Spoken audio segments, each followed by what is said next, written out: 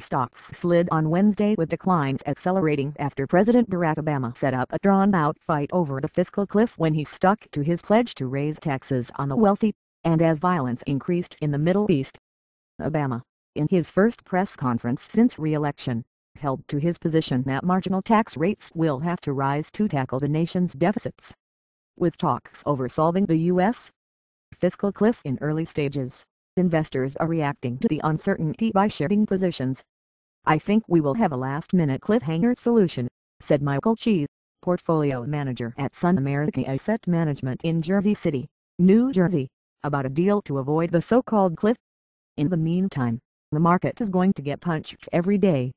Without a deal, the series of mandated tax hikes and spending cuts will start to take effect early next year that could push the U.S. economy into a recession. Taxes on capital gains and dividends could rise as part of the negotiations, pushing investors to sell this year and pay lower taxes on their gains. Adding to the selling pressure, Israel launched a major offensive against Palestinian militants in Gaza, killing the military commander of Hamas in an airstrike and threatening an invasion of the enclave. Egypt said it recalled its ambassador from Israel in response. "We know Europe's in trouble, China's slowing down, and now you've got the Middle East flaring up again. It's all hitting at once, and obviously, the market is taking a sell first, ask questions later approach," said Ryan Detrick, senior technical strategist at Skiffers Investment Research in Cincinnati.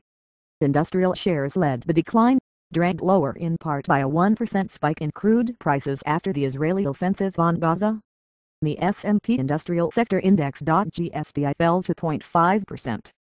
Wall Street had opened higher after Dow component Cisco Systems include CSC and Alta reported first-quarter earnings and revenue late Tuesday that beat expectations, driving its stock up 4.8% to $17.66. But the positive momentum was short-lived. The Dow Jones Industrial Average (DJI) fell 185.23 points, or 1.45%, to 12,570.95 at the close. The S&P 500 SPX dropped 19.04 points, or 1.39%, to 1,355.49. The Nasdaq Composite IXIC lost 37.08 points, or 1.29%, to 2,846.81. Both the Dow Industrials and the Nasdaq ended at their lowest levels since late June. The S&P 500 has fallen 5.1% in the 6 sessions since election night.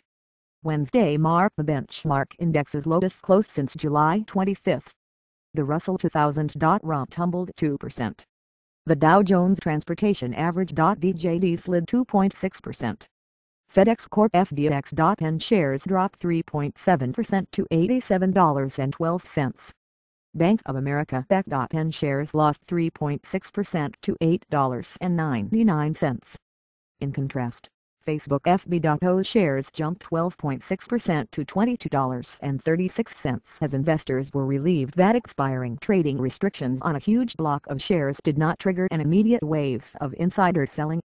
Teen clothing retailer Abercrombie & Fitch Co. ANF.M jumped 34.4% to $41.92 after the company reported unexpectedly improved third-quarter results and a full-year outlook that exceeded Wall Street's forecasts.